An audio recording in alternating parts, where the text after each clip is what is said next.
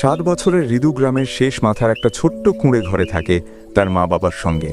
তার বন্ধু বলতে তেমন কেউ নেই, মাঠে ছেলেরা খেলে, কিন্তু সে দূর থেকে চেয়ে চেয়ে দেখে।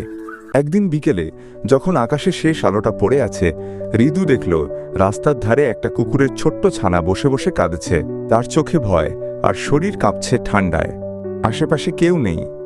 ঋদু ছুটে গিয়ে কাঁপা কাঁপা হাতে ছানাটাকে কোলে নেয়। সে তাকে তার বাড়িতে নিয়ে যাওয়ার পণ করে। বাড়িতে এসে দেখে মা উঠানে দাঁড়িয়ে আছেন। মা প্রথমে রেগে গেলেন, এই কুকুর নিয়ে এলি কেন? ওকে খাওয়াবি কিভাবে? ওকে ওর মার কাছে দিয়ে আয়। ঋদু বলল, ওর তো কেউ নেই মা, আমি থাকবো ওর সাথে। আমার খাবার থেকে ওকে খাওয়াব। বাচ্চাটার প্রতি ছেলের এমন ভালোবাসা দেখে মা আর কিছু বললেন না। মা কুকুর ছানাটার নাম দিলেন ভুলু। ভুলু ধীরে ধীরে বড় হতে লাগলো। সকালে ঋদু ঘুম থেকে উঠলেই ভুলু তার পাশে বসে থাকত। স্কুলে যাওয়ার সময় একটানা দৌড়ে ঋদুকে এগিয়ে দিয়ে আবার বাড়ি ফিরত। ঋদু এখন আর একা নয়, মাঠেও যায়, খেলেও। ভুলু তার পাশে ছায়ার মতো থাকে। একদিন ঋদুকে স্কুলের পথে এগিয়ে দিয়ে ফিরে আসার সময় গ্রামের এক দুষ্ট লোক ভুলুকে ধরে তার বাড়িতে নিয়ে আটকে রাখে। কিন্তু ভুলুর মন পড়ে থাকে বাবুর কাছে।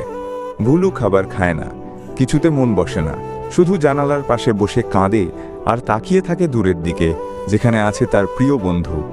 আর এই দিকে ঋদু স্কুল থেকে বাড়িতে এসে দেখে ভুলু নেই। সে প্রথমে বাড়ির পিছনের মাঠে খোঁজে, পরে বন্ধুদের নিয়ে সারা গ্রামে খোঁজাখুঁজি করেও যখন ভুলুকে পাওয়া গেল না, তখন ঋদু কাঁদতে লাগলো। এভাবেই কেটে গেল আরো কয়েকটা দিন।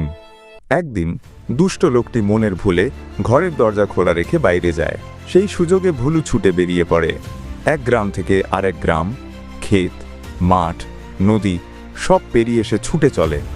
শেষমেশ এক সন্ধ্যায় ক্লান্ত মলিন ভুলু এসে দাঁড়ায় ঋদুদের উঠোনে। ঋদু তখন কাঁদছিল। হঠাৎ ঘেউ ঘেউ শব্দে মুখ তুলে দেখে তার ভুলু।